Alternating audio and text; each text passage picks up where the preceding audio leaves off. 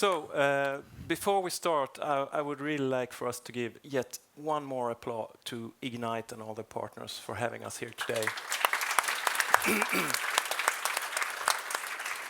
I actually came to think about it. If it wasn't for you, we would never have met. We wouldn't. So, yeah. Okay. Beside me, we have Mr. Pontus Björkberg from the cool startup gaming company Attractive Interactive. Yes, and next to me I have the giant Fredrik Kroll from SAAB Avionics System, where he is responsible for innovation management. And yeah, we met for the first time about 6 months ago at Ignite Gaming in May. And we hit it off immediately, and we actually have proof of this. You can look at these pictures, look at Fredrik. He's really into it. It's already sold. So I had him hooked just by the beginning. But Attractive Interactive as a company, we began our journey long before that in the year of 2017. We were 3 students that had decided to start a gaming studio. Might not have been the most profitable of business choices, but that's what we wanted to do. And we actually managed to get some money into the company. We expanded, got a new office. We hired people from all over the world. We got an American to move over to work with us, a Brazilian, even a guy all the way from Skåne. So everything was settling down. It was awesome. And then we heard from BBI, our incubator, that Ignite Gaming was coming to town.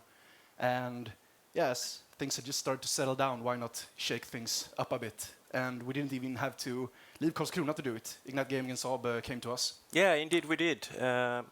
Actually, when you look at it, there is a lot of similarities between game development, especially for mobile platforms, and a typical aerospace application. For instance, the processors, we typically don't go with the latest, baddest one. We want some stable, very proven processor, so we don't have access to the very latest capabilities. And the same goes for a gaming platform startup. Try squeezing in a big processor from a stationary computer into a cell phone, for instance. So we have limited processing capabilities. That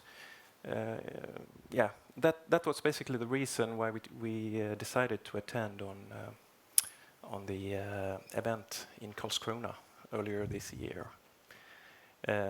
And our challenge was at that time actually about sensor data and blending them in a very smart way. Remove any noise and amplify relevant information. And this is then projected to a head-up display for the pilots to as an help to land in harsh weather conditions. And the result was fantastic from Attractive. So we figured, why not hook them up with yet another of our challenges? Yeah. So this is that challenge is called overheat detection system. And what is that? Well, if you look to the picture on the right, you see a typical Airbus A350, a commercial aircraft. And what you typically do is you extract hot air from the engines. And this hot air is traveling within the airframe structures to different functions.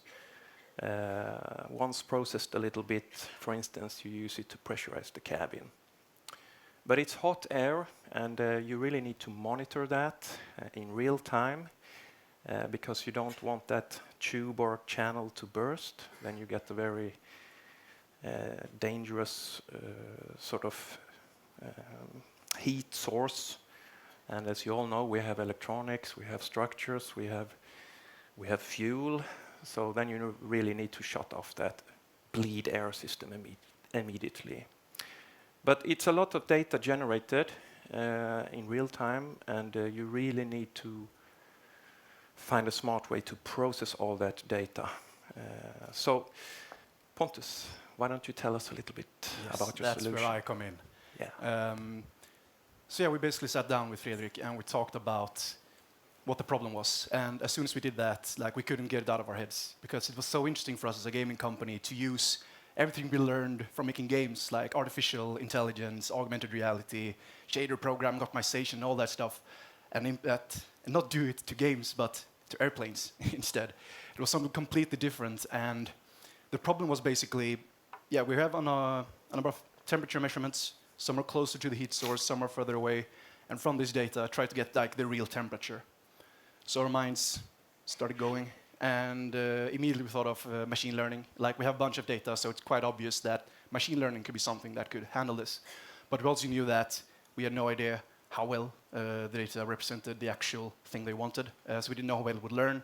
So we also decided to do another approach, to do a more analytical thing an algorithm that could look at it and address other things that SAAB was looking at. Like, as he said, they don't have the latest hardware, so they wanted something that could be fast and run on ancient stuff. Maybe not ancient, but yeah. So we would say do both, basically. And 2 weeks later, we had made a proof of concept for the machine learning. We got up to 99% accuracy, which was good enough for us. Like, we'd proven that there was something there. And the algorithm was quite simple. We basically just made something that took your measurements and looked at the database. And from that, we could look at old data and extract like the temperature you wanted. And all our efforts really went into making that as fast as possible, because that's what we do as a gaming company. Like, we make games and amazing applications run really, really fast on something really slow. That was great. So like 2 weeks in, we were real happy with our results. And the speed was the crazy thing, because like this moment when we've done this job, that was just 3 months after our first meeting with Fredrik. So in that time, we'd made 2 jobs together. And like, I had no idea how it could go that fast, because we didn't expect that starting to work with SAAB. I couldn't agree more. And how could we do that? Well, the answer is pretty simple, at least according to us. It's all about having fun, really. If you have fun, things tend to go both smooth and fast. Yeah. And also, I'm a part of a bigger group within SAAB that works systematically with startup collaboration, and I'm very honored to be here to represent them all today as well. I think we have a quite systematic approach when it comes to working with startups. We have steering groups, we have operations groups, we have lightweight processes, we have ways of working identified, we have annual wheel of events, who will go to what and when and how. We use lessons learned, we constantly improve. The list can go on and on and on. And I'm proud to be a part of that, actually. But the most important thing for us, at least, is having fun. And it starts in the actual matchmaking session. We really seek that spark or chemistry. And attractive, interactive is a great example of that. Thank you very much, Fredrik. You're gonna make me cry here. I have a tissue here. Well, yeah, as I said, we really had a blast working with SAAB. And as I mentioned earlier, like a lot of it was that we got to use this knowledge about gaming on a completely new domain. But what really got us hooked, what made us want to give like 110%, was that they trusted us so much. Like, they didn't come to us and say, yeah, we have this problem and we know how we want to fix this. Can you just implement this for us? Like, very guided process. No, they said like, here's just some data. Just go wide, go crazy, solve it. And like that, they trusted us to bring ideas to the table in that way was really encouraging. And yeah, that got us hooked. So we gave 110%. We had a real blast, had such a good time, and real hope that you guys have had that too. Yeah, I totally agree. And the thing is that we're not done with you yet.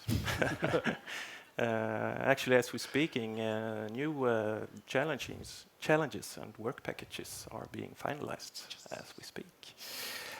So, and this is, of course, it's a great way for SAAB to collaborate and get a great view of the external power that surrounds us, together with, of course, our internal power. This is a way for us to stay relevant and competitive. So, I represent here the giant, and we have Pontus here as the small rising star. But from day one, we would like to consider it as equals instead. So, okay. Thank you. Thank you.